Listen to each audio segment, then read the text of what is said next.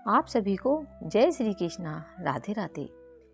आज की यह लीला कथा सिर्फ सुनने के लिए नहीं है। आज की यह कथा अपने भीतर झांकने के लिए है। आज की यह कथा हर उस भक्त के लिए है जो लड्डू गोपाल की सेवा करता है, जो उन्हें अपने घर का सदस्य मानता है, जो उनसे बात करता है, जो उनसे रूठता मनाता है और जो यह चाहता है कि मेरे कन्हैया मुझसे कभी नाराज ना हो। लेकिन फिर भी जाने अनजाने में हमसे ऐसी छोटी छोटी भूलें हो जाती हैं जो हमें लगती तो बहुत छोटी हैं, लेकिन हमारे लड्डू गोपाल को अंदर से बहुत कष्ट देती हैं। दोस्तों, कई भक्त कहते हैं हम तो वर्षों से सेवा कर रहे हैं, लेकिन न कोई अनुभूति होती है, न स्वप्न में दर्शन होते हैं, न कोई लीला दिखती है। आज की कथा इसी प्रश्न का उत्तर है, क्योंकि याद रखिए, अनुभूति सेवा की अवधि से नहीं, भाव की गहराई से होती है। मैं आपको बताती हूँ रेखा जी का परिचय। रेखा जी कोई साधारण भक्त नहीं है। वे वर्षों से लड्डू गोपाल की सेवा कर रही हैं, लेकिन कभी स्वयं को ज्ञानी नहीं मानती। उनका एक ही सिद्धांत है, ईश्वर के सामने हमेशा छोटा रहो, क्योंकि बड़ा वही होता है जो झुकना जानता है। इसी कारण उनकी सेवा में हमेशा विनम्रता रही और इसी कारण लड्डू गोपाल उनसे बात भी करते थे, संकेत भी देते थे और स्वप्न में दर्शन भी। दोस्तों, एक बार रेखा जी अपने मायके गई। घर में शुभ अवसर था, हंसी मजाक, रिश्तेदार, बच्चे, सब कुछ था। रेखा जी अपने लड्डू गोपाल को साथ लेकर गई और सच कहे तो यह कोई संयोग नहीं था, यह स्वयं कन्हैया जी की योजना थी। मायके में उनकी भाभी भी लड्डू गोपाल की सेवा करती थी। सेवा नई नई शुरू की थी, भाव था लेकिन जानकारी अधूरी थी। और यहीं से कथा ने एक नया मोड़ लिया। ठंड का समय था।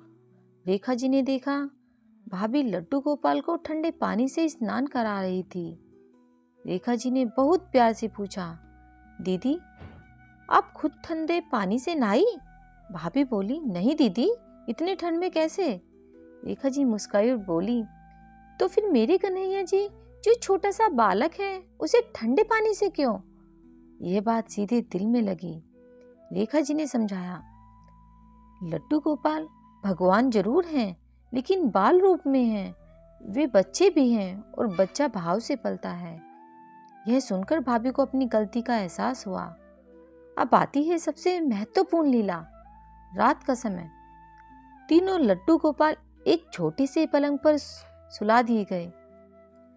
न ऊनी गद्दा, न कंबल, न दरी, न रात के वस्त्र, बस सुबह के कपड़ों में ही उन्हें सुला दिया गया। लेकिन रेखा जी अपने लड्डू गोपाल को ऐसे नहीं सुलाती थी।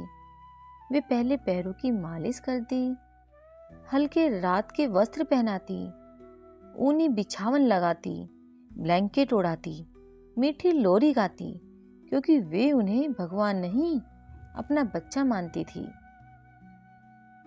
उस रात रेखा जी घबराकर उठ गई। स्वप्न में उन्होंने देखा एक छोटा बच्चा पलंग से गिर गया है, असहज है, डरा हुआ है। माँ ने पूछा, बेटा क्या हुआ? रेखा जी का मन बेचैन था। सुबह उठकर रेखा जी सीधे उस कमरे में गई और जो उन्होंने देखा वही उनका स्वप्न था। तीनों लड्डू गोपाल एक छोटे से पलंग पर असहज अवस्था में थे। यही उन्हें समझ आ गया, यह स्वप्न कोई कल्पना नहीं, मेरे कन्हैया की पुकार थी। रेखा जी ने तीनों को अलग अलग सुलाया, नीचे ऊनी गद्दा लगाया, कंबल उड़ाया, हल्के वस्त्र पहनाए और मन ही मन बोली, माफ करना कन्हैया।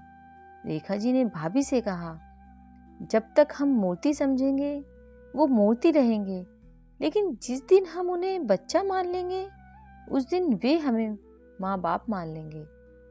और दोस्तों, कुछ ही समय में भाभी को भी अनुभूतियां होने लगी। स्वप्न में दर्शन हुए, मन जुड़ने लगा। दोस्तों, अगर आज ये कथा आप तक पहुंची है तो समझिए यह भी लड्डू गोपाल की ही कृपा है। आज ही अपनी सेवा को देखिए, भाव से देखिए और प्रार्थना कीजिए, हे कन्हैया, मेरी सेवा में जो त्रुटि हो उसे माफ करना और मुझे सुधार का संकेत देना। अगर कथा ने आपका दिल छुआ हो तो लाइक जरूर करें और चैनल को सब्सक्राइब करें ताकि ऐसी सत्य लीलाएं आप तक पहुंचती रहे। जय श्री कृष्णा। राधे राधे दोस्तों।